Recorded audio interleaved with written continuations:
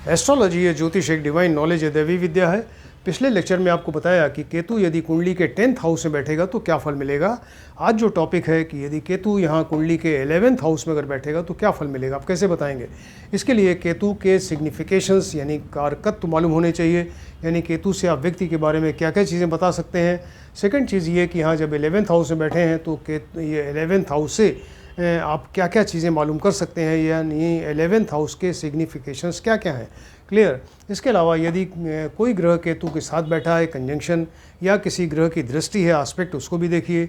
और फिर केतु का बल कितना है, स्ट्रेंथ कितनी है, कितने डिग्री का केतु है, ये देखना ज़रूरी है। और फिर यहाँ केतु किस नंबर की राशि में बैठे हैं ये भी देखना ज़रूरी है, क्योंकि उसी हिसाब से अपना फल देंगे, क्लियर। इसके अलावा जब केतु 11th हाउस में बैठते हैं तो कुछ योग बनते हैं, तो उन ज्योतिषी योगों के बारे में भी आपको बताएंगे, क्लियर। तो सबसे पहले देखते हैं कि केतु के सिग्निफिकेशंस या कारक इनके क्या क्या हैं। तो केतु जो है वो मोक्ष का कारक है, यानी व्यक्ति को मोक्ष दिला सकता है। साल्वेशन, लिबरेशन का कारक है। ऑकल्ट साइंस का कारक है, यानी ज्योतिष है, तंत्र मंत्र है, और इसके अलावा साइकोलॉजी है, हीलिंग, इन सब चीज़ों का कारक है। रिसर्च में इंटरेस्ट डेवलप करा सकता है, रिसर्च में सफलता दिला सकता है। इसके अलावा जो है ये आध्यात्म, स्पिरिचुअलिटी की तरफ ले जा सकता है व्यक्ति को। और ब्रह्म ज्ञान का कारक है, ब्रह्म ज्ञान तक दिला सकता है। और मौन व्रत यानी वाउ ऑफ साइलेंस का भी जो कारक केतु है। इसके अलावा वैराग्य है, एसेटिसिज्म व्यक्ति को मिल सकता है। और इसके अलावा जमानत, जो कोई व्यक्ति अगर जेल में है, इम्प्रिजनमेंट है उसका, और उसको जमानत मिलेगी कि नहीं मिलेगी, बेल, तो उसका भी कारक जो है केतु है। इसके अलावा जो जादू टोना वगैरह होता है, मैजिक, उसके लिए भी केतु को ही देखा जाता है। और शरीर की जो त्वचा है, स्किन है, और ब्लड है। इसके अलावा एनस यानी गुदा, और इसके अलावा जो है वो रिप्रोडक्टिव सिस्टम, इन सब चीज़ों का कारक जो है वो केतु है, यानी इसके लिए आपको केतु को देखना पड़ेगा। सेकंड चीज़ ये है कि अभी 11th हाउस के कारकत्व आपको मालूम होने चाहिए। तो 11th हाउस के जो कारकत्व यानी सिग्निफिकेशंस हैं, वो एक तो व्यक्ति की इनकम इससे देखी जाती है, क्लियर। यहाँ व्यक्ति की इनकम कैसी है, उसकी आय कैसी है। इसके अलावा वो किसी चीज़ से उसको लाभ हो रहा है, प्रॉफिट हो रहा है, वो चाहे मनी से रिलेटेड हो या किसी भी चीज़ का अगर प्रॉफिट हो रहा है तो वो यहाँ से देखा जाता है। इसके अलावा ये यहाँ से बड़े भाई बहन को देखते हैं, छोटे भाई बहन 3rd हाउस, और बड़े भाई बहन जो हैं वो यहाँ 11th हाउस से देखे जाते हैं। इसके अलावा मित्र भी देखे जाते हैं, वे उसके बारे में आप प्रेडिक्शन कर सकते हैं। और व्यक्ति की जो इच्छा पूर्ति है, यानी फुलफिलमेंट ऑफ डिज़ायर है, उसी कोई मनोकामना है, वो पूरी हो कि नहीं, वो कैसे होगी, ये सारी चीज़ें 11th हाउस से देखी जाती हैं। इसके अलावा ये जो है 11th हाउस से व्यक्ति की प्रोग्रेस है, उसकी किसी चीज़ की वृद्धि है, डेवलपमेंट है, एक्सटेंशन है, एक्सपेंशन है, सारी चीज़ें यहाँ 11th हाउस से देखते हैं। इसके अलावा व्यक्ति का मान सम्मान, रिस्पेक्ट कितना है, और उसकी ख्याति कितनी है, रेपुटेशन कैसी है, उसका ऐश्वर्य कैसा है, यानी प्रॉस्पेरिटी, वेल्थ, उस व्यक्ति के बारे में आप यहाँ से बता सकते हैं। इसके अलावा छोटी बीमारियों का घर है, देखिए बड़ी बीमारियों का घर ये है 6th हाउस, और छठे से छठा जो है 6th से 6th भावात भावम के हिसाब से छोटी बीमारियों का घर जो है वो 11th हाउस है, यहाँ से पता चलता है। इसके अलावा ये बाएं कान का, लेफ्ट ईयर, बाएं कान का के बारे में आप यहाँ से प्रेडिक्ट कर सकते हैं। इसके अलावा ये घुटने से और एड़ी तक का जो पैर होता है, यानी नी जॉइंट से लेके और एंकल जॉइंट तक का जो पैर है, और उस पैर के पीछे जो मसल्स हैं, काफ मसल्स, उनका कारक 11th हाउस है। और इसके अलावा ये देखिए, ये व्यक्ति है, इसकी संतान है, संतान में सपोज़ यहाँ डॉटर है, अगर पुत्री है तो पुत्री का हस्बैंड यानी दामाद, यानी सन इन लॉ के बारे में आप यहाँ देख सकते हैं। अगर पुत्र है तो पुत्र की वाइफ, यहाँ से 7th यानी डॉटर इन लॉ, पुत्र वधू के बारे में आप 11th हाउस से प्रेडिक्ट कर सकते हैं, कुछ बता सकते हैं, क्लियर। हर एक हाउस का अपना कारक ग्रह होता है। 11th हाउस का जो कारक ग्रह है वो बृहस्पति है, जुपिटर, क्लियर। अब देखते हैं केतु किस नंबर की राशि में बैठे हैं। सपोज़ केतु अपनी उच्च राशि जिसमें एग्जल्टेड हो जाते हैं, ये वृश्चिक और धनु राशि है, और इनके मित्र की राशि है शुक्र, शनि और बुध, यानी वृषभ, तुला, मकर, कुंभ और मिथुन, कन्या। अगर इस राशि में बैठे हैं तो डेफिनेटली बढ़िया फल करेंगे। ऐसा व्यक्ति फिर बड़ा अट्रैक्टिव पर्सनैलिटी, उसकी पर्सनैलिटी बड़ी अट्रैक्टिव होती है, इंटेलिजेंट होता है, इसके अलावा हाईली एजुकेटेड होता है, उसका मान सम्मान, रिस्पेक्ट बहुत ज़्यादा है, रेपुटेशन, प्रतिष्ठा बहुत ज़्यादा है। इसके अलावा बहुत रिच होता है, source of income first class है उसकी, और more than one source of income हो सकती है।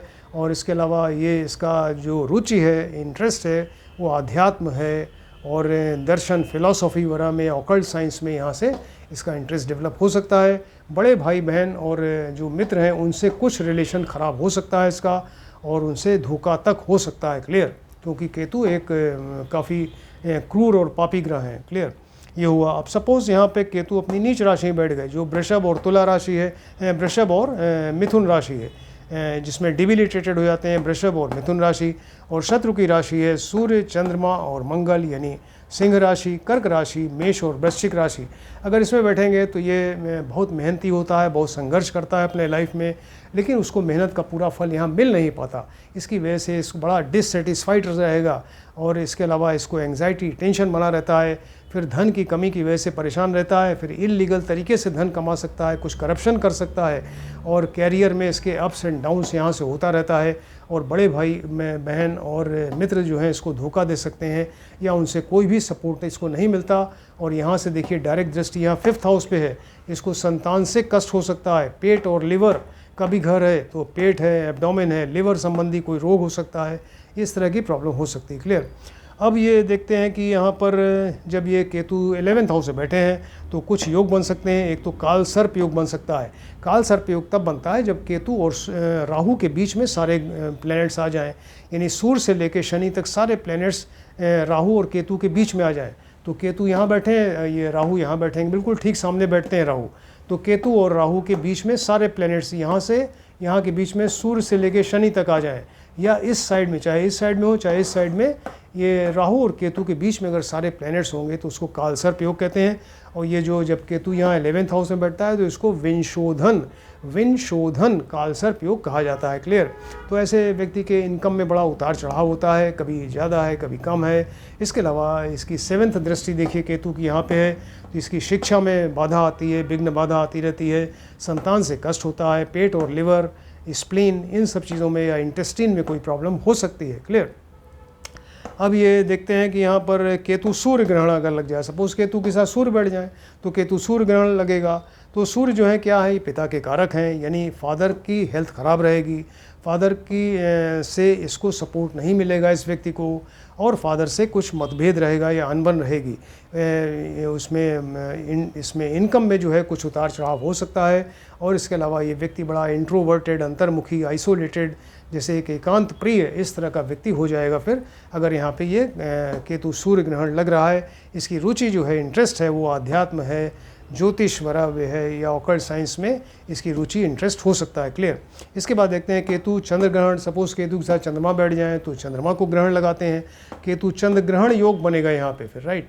तो उससे क्या होगा, चंद्रमा मदर के कारक हैं, मदर की हेल्थ ख़राब रहेगी, मदर से सपोर्ट नहीं मिलेगा, मदर से अनबन रहेगी। और इसके अलावा ये इसमें इनकम में भी अप्स एंड डाउन्स रहेगा, कैरियर में भी अप्स एंड डाउन्स बना रहेगा।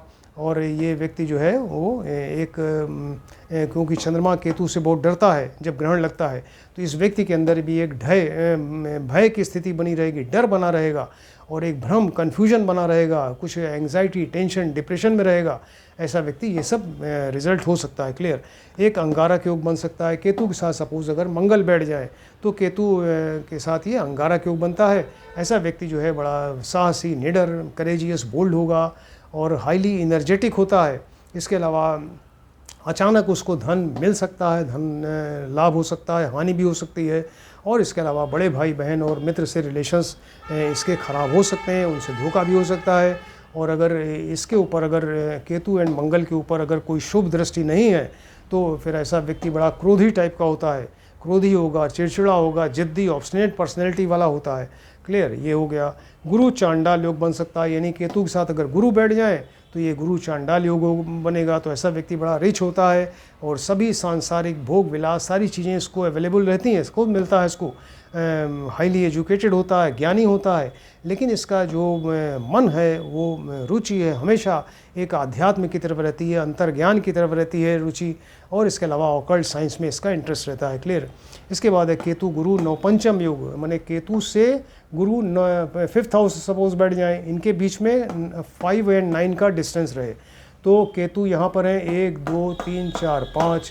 अगर यहाँ पर गुरु बैठेंगे तो यहाँ से आप काउंट करेंगे तो ये 9th नंबर आएगा।